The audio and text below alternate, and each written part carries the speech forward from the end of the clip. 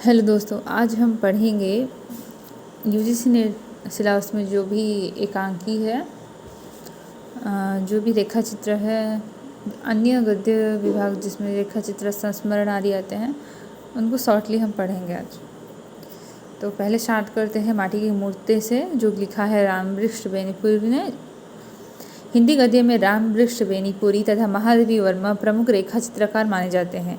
माटी की मूर्ति तथा ठाकुरी बाबा क्रमशः रामवृक्ष बेनीपुरी तथा महादेवी वर्मा की रेखा चित्र हैं।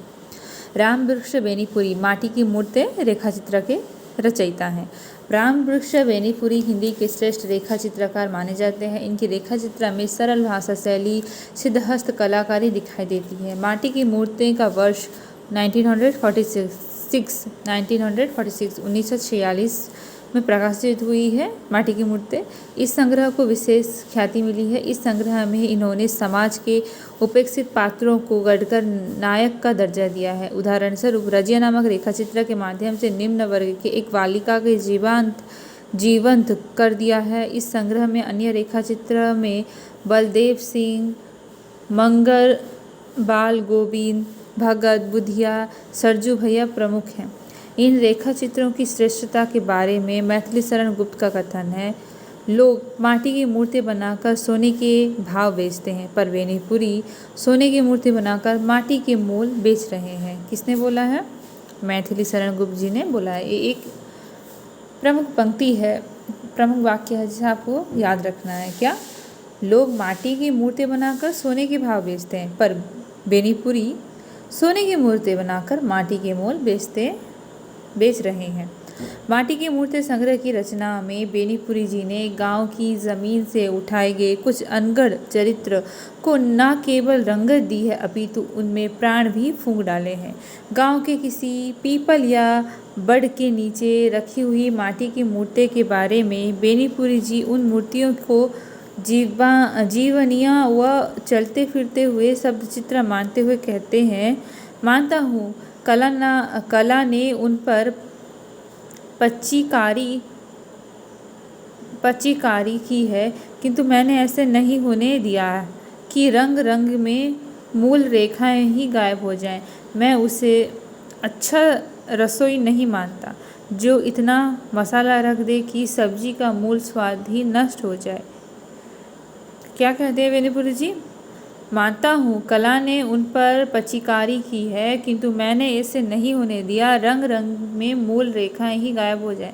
मैं उसे अच्छा रसोई नहीं मानता जो इतना मसाला रख दे कि सब्जी का मूल स्वाद ही नष्ट हो जाए। यह जीवन की विविध रंगों की रेखांकित करती बेनीपुरी जी की सशक्त लेखनी से निकली आकर्षक, मार्मिक और संवेदनशील रेखा चित्र है। इसके बाद और एक रेखा चित्र के बारे में हम चर्चा करेंगे, जो कि है ठाकुरी बाबा, जो कि है महादेवी वर्मा जी का। छायावादी कवयित्री महादेवी वर्मा द्वारा रचित रेखा चित्र ठाकुरी बाबा में ग्रामीण जीवन के लक्षण का यथार्थ चित्रण है। ठाकुरी बाबा ग्रामीण यात्रियों के दल का नेतृत्व करते हैं, जो परम शांत स्नेहशक्त ईश्वर के हैं।